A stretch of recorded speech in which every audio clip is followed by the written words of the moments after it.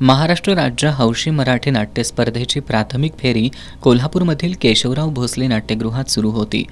बुधवारी या फेरीमधील शेवटचं ट्रायल हे नाटक सादर झालं। अभिरुची कोल्हापूर प्रस्तुत हे नाटक फ्रेंच काफ्का यांच्या ट्रायल या कादंबरीवर आधारित आहे। जगात कुठेही जन्म झाला तरी मानवी आयुष्य त्याची जडणघडण एकसारखीच असते। न्यायालयातील यंत्रणा मानवी आयुष्य यांची सांगड घालत पोलीस, धर्ममार्तंड, वकील, ज्योतिषी यांच्या माध्यमातून हे प्रभावीपणे मांडण्यात आले।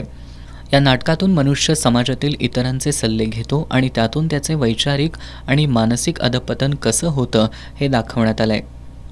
आपण दुसऱ्या कोणाचा तरी सल्ला घ्यायला जातो, किंबहुना ज्याची आवश्यकता नसते। त्यामुळे इन्स्पेक्टर म्हणून धर्ममार्तंड, वकील म्हणून ज्योतिषी, मॅजिस्ट्रेट किंवा न्यायाधीश ज्यांना आपण म्हणतो ते म्हणजे वेगवेगळे आपले जे देवस्थानं आहेत ते। पण आपण स्वतः म्हणून स्वतःला कुठलाही प्रश्नही विचारत नाही याचं, आणि हेच महत्त्वाचं आपलं मूळ आहे। आणि शेवटी आपण ह्या निर्णयापर्यंत येतो की आपला जन्मच हातात नाही आपल्या, म्हणजे हे जे नैराश्यग्रस्त किंवा आपण आपलं वैचारिक अधःपतन होतं हे कसं होतं हे दाखवण्याचा ह्या नाटकातून आम्ही प्रयत्न केलेला आहे। यामधील कलाकारांनी आपल्या दमदार अभिनयाच्या माध्यमातून रसिक प्रेक्षकांची मनं जिंकली आहेत। ट्रायल या नाटकामध्ये रोहिणीचं कॅरेक्टर करते। रोहिणी हे नक्षत्र आहे आणि ज्याच्यामध्ये ती कृष्णाचा अवतार असला, म्हणजे शांत स्वभाव असा तिचा आहे, शांत गहन विचार करणारा। ते मी माझ्या नाटकातून माझ्या कॅरेक्टरमधून मी आणण्याचा प्रयत्न करते। माझ्या पात्राचं नाव आहे स्वाती।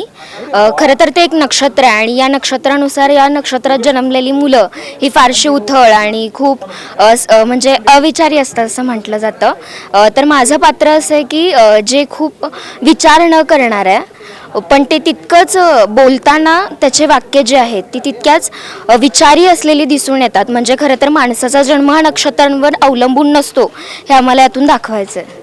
आपल्या आयुष्याचा एक प्रवास आहे हा, जन्मापासून शेवटपर्यंतचा।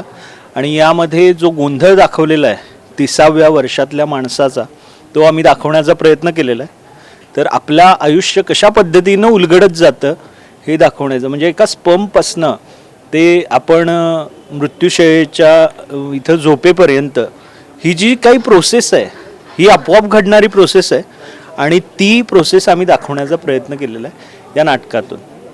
हे नाटक नेपथ्य, प्रकाश योजना, पार्श्वसंगीत, रंगभूषा, वेशभूषा अशा सर्वच बाबतीत सरस ठरलंय।